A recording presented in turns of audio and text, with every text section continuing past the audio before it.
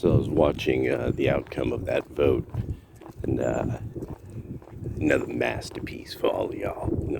I was watching the outcome of that vote. Romney, uh, Burr,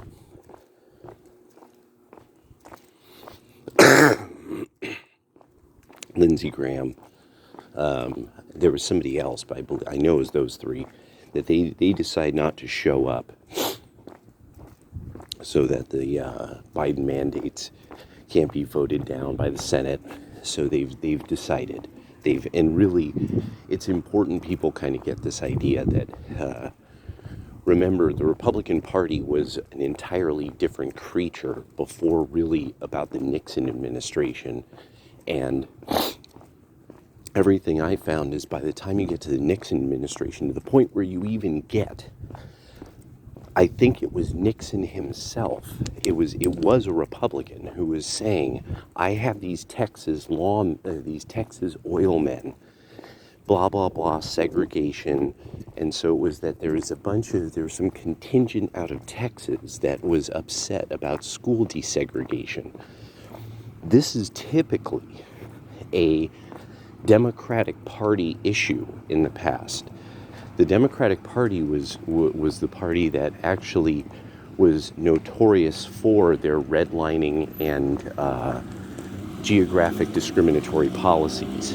So there was a long time ago, people used to say that the Bush family were a bunch of Democrats. It was a criticism of George W. Bush that people had said he's a Democrat. Now, what they really were talking about is that the origins of the Bush family are Upper East Coast Yankees that, yes, historically were always Democrats. They were well-educated, wealthy, hooked in, and with the idea that there should be a tier of like philosopher kings or industrialist kings, or some people who could manage things, and they could manage all the low races and manage all the poor and stuff like that. That's why the people like that, they like the central planning kind of state.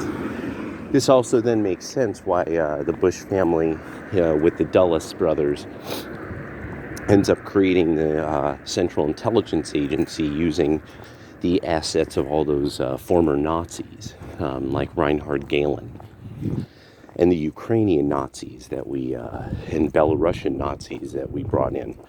So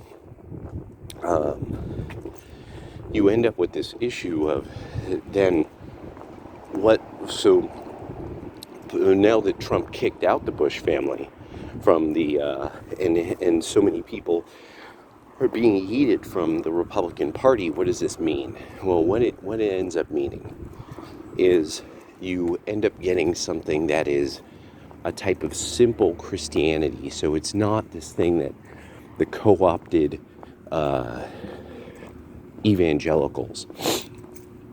No, you get the kind of simple, under the tent kind of people. The people who really do have big cookouts to feed all the poor and try to get them to come to their newly found Protestant storefront church. And these are a good thing with good folks trying to be good peoples.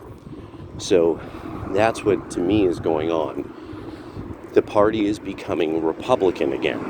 It's becoming normal people who want everything to operate by the rules. And the rules are the Constitution. And because they had some doubts about it and its efficacy, or maybe it is outdated, maybe we need more central planning, but now we know, no.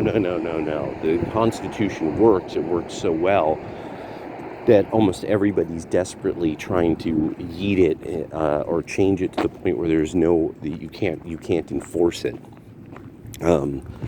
So what the Republicans have now is, we want peace because we're Christian. We want nationalism because the nation should be strong, because we are a nation. We want America first because that is us. We are Americans. This is an easy concept to sell. It's a very easy concept to sell, can only be messed up. Yeah, it was just a thought I had, and rolling this around in my mind as I'm walking around in the morning, getting my legs under me. All right, later.